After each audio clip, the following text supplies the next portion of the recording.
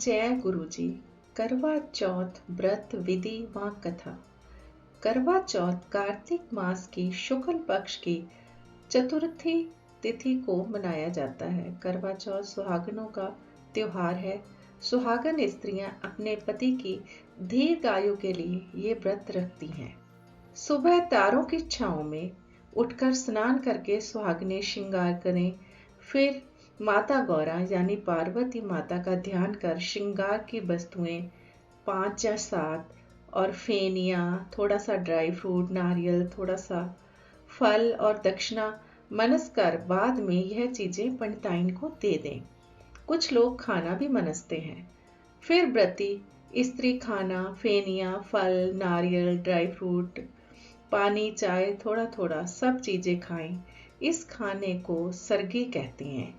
सरगी के बाद शाम तक कुछ नहीं खाना पीना चाहिए। शाम को कथा करनी है।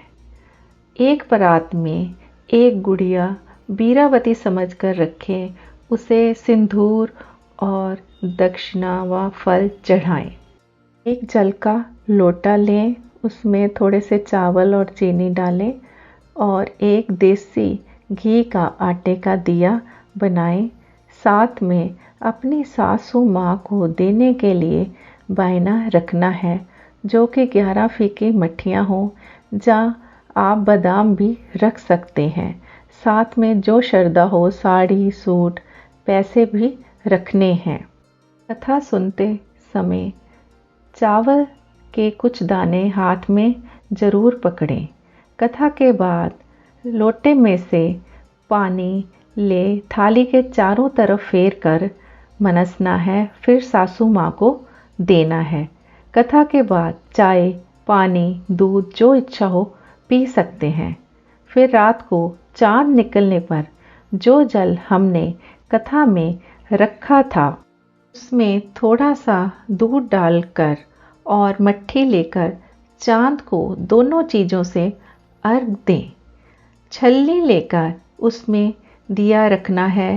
पहले चांद को उसमें से देखते हुए 4 बार अर्घ दें और फिर पति का चेहरा भी उस छलनी में से देखें और पानी पति से पूछकर या उनके हाथों से पिएं, फिर भोजन करें। कथा। प्राचीन काल में द्विज नामक ब्राह्मण के 7 पुत्र और बीरावती नाम की कन्या थी। बीरावती सबसे छोटी थी। उसकी शादी के बाद उसने अपने मायके में प्रथम बार करवा चौथ का व्रत अपनी भाभियों के साथ मिलकर किया। व्रत रखकर वह समय व्यतीत करने के लिए सारा दिन सुई धागे के साथ चादर पर कढ़ाई करती रही। शाम को बीरावती भूख से व्याकुल हो गई। जब भाई भोजन करने लगे तब उन्हें अपनी बहन की ऐसी दशा देखकर उस पर दया आ गई। उन्होंने अपनी बहन से भोजन करने के लिए कहा। बहन ने कहा कि उसका व्रत है और वह चांद निकलने पर ही उसे अर्घ देकर भोजन करेगी। भाइयों से अपनी बहन की व्याकुलता देखी नहीं गई। उन्होंने नगर के बाहर जाकर अग्नि जला दी और आगे सफ़ेद चादर टांग दी और एक भाई ने बट वृक्ष पर चढ़कर छल्ली में दीपक दिखाकर बहन से कहा कि चंद्रमा निकल आया है। बीरावती अपनी भाभियों से बोली कि चलो अर्घ दें। उसकी भाभियों ने कहा, यह चांद नहीं है, तुम्हारे भाइयों ने खेल रचा है। अभी चांद नहीं निकला। तेरे भाई तेरे से धोखा करते हुए अग्नि का प्रकाश छलनी से दिखा रहे हैं। भाभियों की बात सुनकर भी उसने कुछ ध्यान ना दिया और भाइयों द्वारा दिखाए प्रकाश को ही अर्घ देकर खाना खाने बैठ गई। पहला कौर खाते ही मुंह में बाल आ गया, दूसरे कौर में छींक हुई और तीसरे कौर में ससुराल से बुलावा आ गया कि उसका पति बहुत बीमार है। जब वह ससुराल पहुंची तो उसने अपने पति को बिस्तर पर निर्जीव पाया। उसके सारे शरीर में सुइयां ही सुइयां चुभी हुई थी। वह जान गई यह सब उसकी वजह से ही हुआ है। वह करवा चौथ का व्रत रख कर जो कढ़ाई निकालती रही, उसी के फलस्वरूप यह सब हुआ है। अब वह विलाप करने लगी और अपने किए पर पछताने लगी। तब संजोग से वहां इंद्राणी आई। वीरावती उनसे बोली कि माँ, यह किस अपराध का फल मुझे मिला है? प्रार्थना करते हुए बोली, मेरे पति को जीवित कर दो।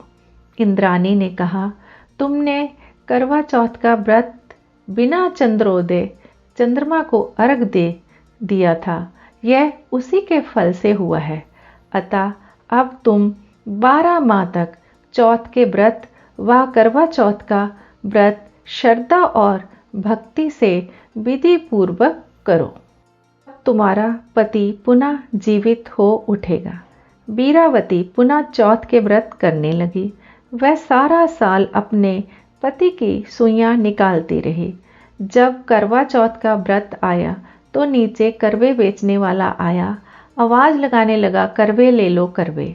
अब वीरावती अपनी दासी को पति के पास बिठाकर करवे लेने गई तो पीछे से दासी ने उसके पति की जो बाकी बची हुई सुई थी निकाल दी। वह ठीक हो गया। उसने दासी को ही अपनी पत्नी समझ लिया और अपनी पत्नी को दासी समझ लिया। अब वीरावती बहुत उदास रहने लगी।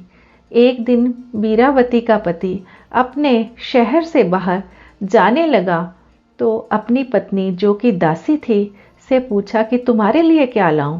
तो वह बोली, मेरे लिए बढ़िया कपड़े जेवर ले आना। फिर उसने वीरावती से पूछा। वीरावती बोली कि मेरे लिए 8 काठ की गुड़ियां लाना। वह जब वापस आया तो उसने वीरावती को गुड़ियां दे दी। अब रोज वीरावती उन गुड़ियों के साथ खेलती और उनसे बोलती कि हे 8 काठ की गुड़ियों, जो दासी सी सो रानी हुई और जो रानी सी सो दासी हुई। वीरावती का पति रोज ये सुनता था। उसने अपनी पत्नी से यह बात पूछी तो वह बोली, ये तो ऐसे ही बोल रही है। फिर वह वीरावती के पास गया और पूछा कि तू गुड़ियों से ये बात क्यों कर रही हो? तुम्हें क्या परेशानी है? तब वीरावती उससे बोली कि मैं आपकी पत्नी हूँ, जिसे आप पत्नी समझ रहे हो वह दासी है। मेरी भूल की वजह से यह सब हुआ। फिर उसने अपने पति को सारी बात बताई कि मैंने करवा चौथ के दिन बिना चंद्रमा निकले अर्घ देकर खाना खाया तो आप बीमार हो गए। फिर मैं साल भर आपकी सुइयां निकालती रही, लेकिन आखिरी सुई जब रह गई तो मैं करवे लेने चली गई तो पीछे से वह सुई दासी ने निकाल दी। आप जीवित हो उठे और दासी को अपनी पत्नी समझ बैठे।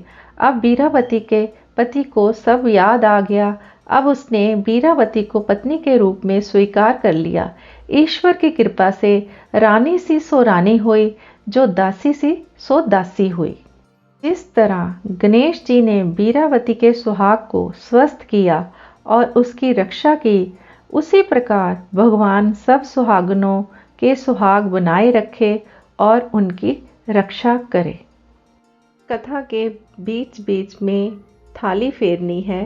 थाली 5 या 7 बार यह कहते हुए फेरनी है, करवड़ा बटाया जिविंदा चोली पाया, कत्ती ना हटेरी ना कुम्मच रखड़ा फेरी ना, बाण पैर पाई ना सुतड़ा जगाई ना, रुठड़ा मनाई ना, ले भैन प्यारी बीरा, चंचड़े ते पानी पीमा, ले सर्व सुहागन करवड़ा।